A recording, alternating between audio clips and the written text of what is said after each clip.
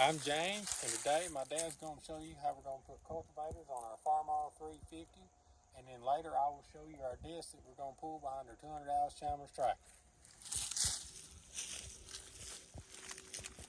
As James just said, this is our 350 Farmall. It's a 1956 model.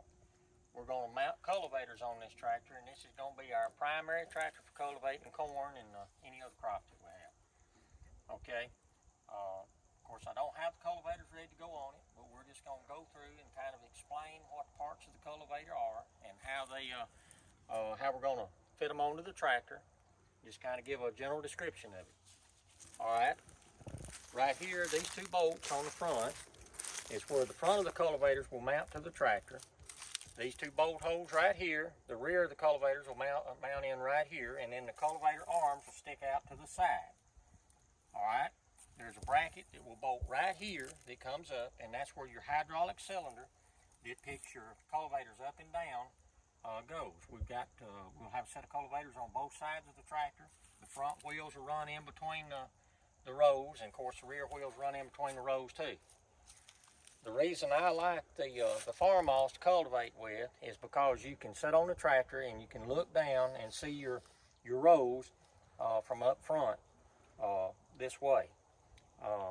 Rear type cultivators are fine, I like them, but you're constantly having to look back at your cultivator when you're plowing, whereas with the Farmall, like I said, you can see right here. Another thing I like about this 350 versus a H or an M to cultivate with is you've got one lever on an H or an M to operate the whole hydraulic system, unless you put a valve on it. With a 350, of course, this outside lever works your 2-point hitch. Pull it backward, raises the 2-point hitch up, push it forward, lets the 2-point hitch down. But then you've got two levers. This one would operate the cultivator on the other side of the tractor. This one would operate the cultivator on this side of the tractor, which makes them operate independent. So on hill-sided ground, terrace ground, that works better. Your cylinders, the hydraulic hoses, will plug into these two fittings right here. And then, as I said, you can sit right up on the tractor and you can look right down at your plants. Your plants would be right in here and your plows would be on either side of it. Okay, we'll take you up behind the shop and show you our cultivators and explain the parts on the cultivator and how they work. All right, Jim and I are going to go through the parts of the cultivator, and I'm going to let Jim tell you what each part is, and then I'm going to explain what it does. Jim, what's this? That's the cultivator mainframe. All right, you've got two of these cultivator mainframes.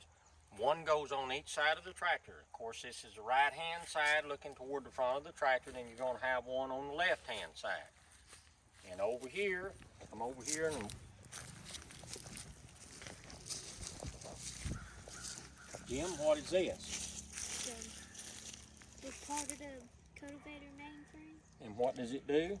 It holds the sweets. The plow feet. The plow feet. Okay. And then what are these? What are these little pieces The here? sweets. They're the sweets, right. Okay. These cultivator mainframes, they bolt in to the pieces on the mainframe that bolts to the tractor.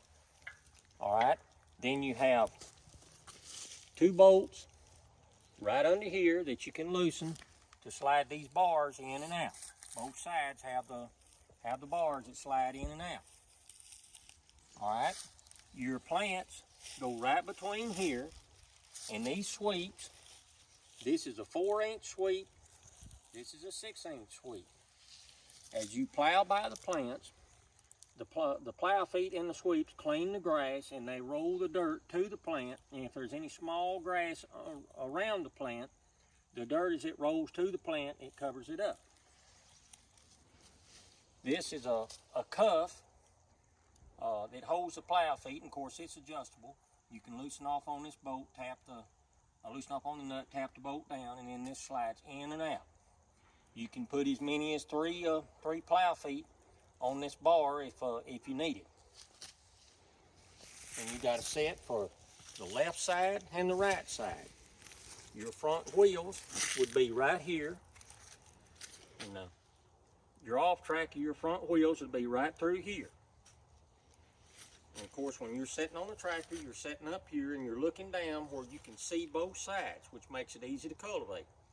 A rear cultivator's fine. I don't have a problem with them, but it's just easier to sit on the tractor and look down at the 2 rows. And they even made 4-row cultivators for these Farmalls. And of course, you had your tail plow, which plows out your tracks. Those cultivators that I showed you actually came off of a 200 Farmall tractor. So they won't fit this tractor, but we're going to modify them and make them work. I'm like my granddad was. I believe in using what you got and not buying things that you don't have to, especially when you can modify it and make it work and it doesn't cost a lot of money. So we're gonna adapt those cultivators to fit this tractor. And James is gonna talk a little bit about our 9-foot tuffline harrow.